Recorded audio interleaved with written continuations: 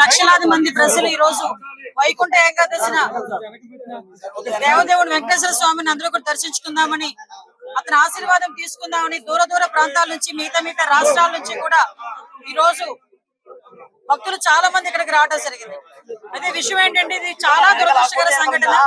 ఎందుకంటే టీటీడీ ఈసారి లక్షలాది మంది ప్రజలు వస్తారనే సంగతి తెలిసి చాలా ఏర్పాట్లు కూడా చేస్తున్నారు. ఈ టీటీడీ చేసిన ఏర్పాట్లని, ప్రభుత్వం చేసిన ఏర్పాట్లని కూడా నిన్న ఉదయమే చాలా మంది భక్తులు కూడా కొనియాడిన సందర్భాన్ని కూడా సందర్భంగా గుర్తు చేయాలి. నిజంగా ఒక దురదృష్టం. ఒక ప్రాణాన్ని కాపాడిపోయిన సందర్భంలో జరిగిన సంఘటన అక్కడ తొక్కిసలాట జరిగింది. దురదృష్టవశాత్తు సుమారుగా 5గురు ఒక చోట, 6గురు ఒక చోట కూడా చనిపోవడం, ఒకరు ఒక చోట, 5గురు ఒక చోట, ఒకరు ఒక చోట చనిపోవడం జరిగింది. ఓవరాల్ గా 6గురు చనిపోవడం జరిగింది. ఆ 6గురులోని కూడా ఎక్కువ మంది మన విశాఖపట్నం ప్రజలు వాసులు కూడా ఉండటం నిజంగా చాలా బాధాకరం.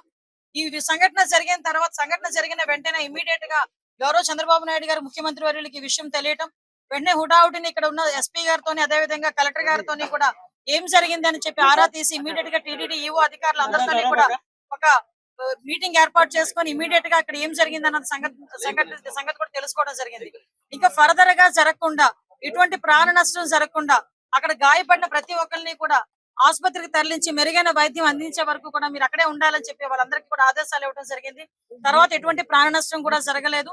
ఈ రోజు చాలా మంది గాయపడిన వాళ్ళు కూడా ఇంట్లోకి డిశ్చార్జ్ అయ్యి ఇంట్లోకి వెళ్ళిపోయిన సందర్భం కూడా ఉంది. ఇంకొంతమంది ఇప్పుడు హాస్పిటల్లో కూడా కొంతమంది ఉన్నారు. చనిపోయిన వాళ్ళందరికీ కూడా ప్రాణాన్ని తిరిగి తీసుకురాలేం, కానీ కంపల్సరీగా కుటుంబానికి ఆదుకోవాలని చెప్పి ఇతర రాష్ట్ర ప్రజలకి కూడా ఈ రోజు కాంపెన్సేషన్ అనేది అనౌన్స్ చేయడం జరిగింది. ఎందుకంటే ఎవరైనా భక్తులందరూ కూడా ఇక్కడికి రావడం జరిగింది కాబట్టి ఇక్కడ గవర్నమెంట్ ఈ రోజు బాధ్యత తీసుకుని వాళ్ళందరికీ కూడా కాంపెన్సేషన్ ఇవ్వడమే కాదు, వాళ్ళని ఎంత గౌరవంగా ఇక్కడ నుంచి మళ్ళా ఆ ప్రాంతాలకి పంపించి ఆ దహన సంస్కారాలు జరిగే కార్యక్రమం వరకు కూడా చూసుకోమని ఈ రోజు గవర్నమెంట్ కూడా ఆదేశాలు ఇవ్వడం జరిగింది.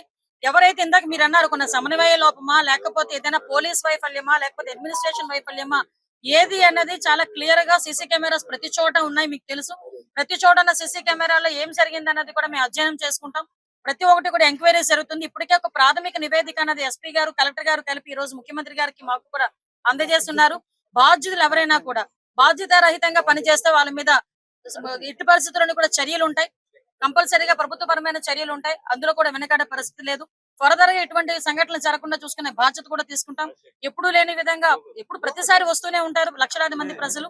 ఇంకొంచెం ఇంకా చాలా ఎక్కువ మంది వచ్చారు. దానికి తగ్గట్టుగానే ఈ రోజు అన్ని ఏర్పాట్లు కూడా చేసుకున్నాం. దయచేసి ప్రజలందరూ కూడా, ముఖ్యంగా ప్రతిపక్షాల వాళ్ళు, ప్రజలు అందరూ కూడా అర్థం చేసుకోవాల్సిన విషయం ఏంటంటే ఇది ఒక దురదృష్టకరమైన యాక్సిడెంట్ సంఘటన జరిగింది. దీనికి ఫర్దర్ గా జరగకుండా బాధ్యత కూడా మేము గవర్నమెంట్ తీసుకుంటాం. ఇప్పటి వరకు జరిగిన దానికి కూడా చింతిస్తున్నాం. దానికి కూడా బాధ్యత వహిస్తూనే ఈ రోజు ఆ కుటుంబాన్ని అందరికీ కూడా ఎక్స్గ్రేషియా ప్రకటించి ఆ కుటుంబానికి మేము అండగా, అంటే మళ్ళీ చెప్తున్న, పోయిన ప్రాణాన్ని ఎవరు తిరిగి తీసుకురాలేరు, కానీ ఆ కుటుంబానికి అండగా ఉండే బాధ్యత కూడా గవర్నమెంట్ తీసుకుంటుంది. ప్రతి ఒక్కరు కూడా అర్థం చేసుకోవాల్సిందిగా, భక్తులందరూ కూడా సమన్వయం చేసుకోవాల్సిందిగా అందరినీ కూడా కోరుకుంటున్నా. లక్షలాది మంది ప్రజలు వస్తారు, అందరూ వైకుంఠ ఏకాదశిని దర్శనం చేసుకుందాం అనుకుంటారు. టీటీడీ కూడా ప్రకటించింది 9 రోజులు కూడా ఉత్తర ద్వార దర్శనం ఇస్తామని చెప్పి టీటీడీ కూడా ప్రకటించడం జరిగింది. ఆ నేపథ్యంలోనే ప్రజలందరికీ కూడా టోకెన్లు ఇవ్వాలని ఒక మంచి ఉద్దేశంతో పనిచేసిన ఒక చిన్న పొరపాటు అయితే, దురదృష్టకర సంఘటన ఇది, యాక్సిడెంట్ ఇది. కాబట్టి ప్రజలందరూ కూడా అర్థం చేసుకోవాల్సిందిగా కోరుకుంటున్నాం.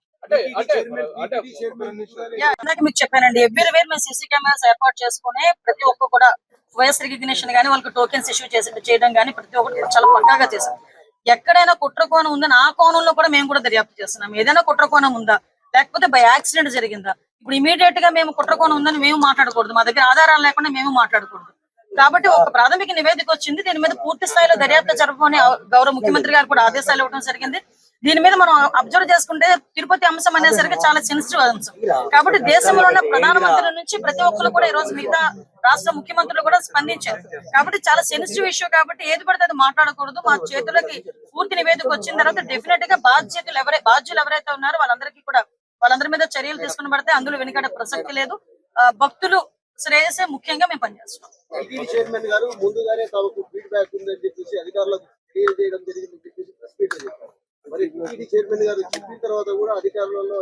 లేదండి, మీరు అన్నది నిజంగా టీటీడీ చైర్మన్ గారు ముందుగా నివేదిక ఇచ్చింది.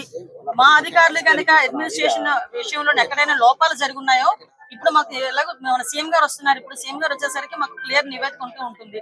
నిజంగా అలాంటి పరిస్థితులు ఏమైనా ఉన్నాయి, ఎవరైనా ఏ స్థాయిలో వ్యక్తి అయినా కూడా అతని మీద చర్యలు తీసుకోవడానికి ఎక్కడ కూడా వెనుకాడం. చైర్మన్ గారికి ఫీడ్బ్యాక్ ఉంది, అది అధికారులకు చేసినారని చెప్తున్నారు. అదే విషయం చెప్తున్నాను కదా సార్. నిజంగా అదే పరిస్థితి జరిగి బాధ్యత రహితంగా ఎవరైనా పనిచేసి ఉంటే, బాధ్యత రహితంగా పనిచేసిన ప్రతి ఒక్కరి మీద కూడా చర్యలు ఉంటాయి. ఇదేది దాచేసి దాగేదేం కాదు కదా. ఈ రోజు కాకపోతే రేపైనా తెలుస్తుంది ఎవరు బాధ్యత రహితంగా పనిచేశారన్నది. కాకపోతే ప్రతి ఒక్కరు కూడా బాధ్యతాయుతంగా పనిచేయాలని మేము కోరుకుంటున్నాం. ఎందుకంటే లక్షలాది మంది భక్తులు వచ్చే పుణ్యక్షేత్రం ఇది. దయచేసి అటువంటి బాధ్యత రహితంగా పనిచేసిన ఏ స్థాయి వ్యక్తిని కూడా, అది కింద స్థాయి వ్యక్తి, పై స్థాయి వ్యక్తి, ఏ స్థాయి వ్యక్తిని కూడా వదిలిపెట్టే ప్రసక్తి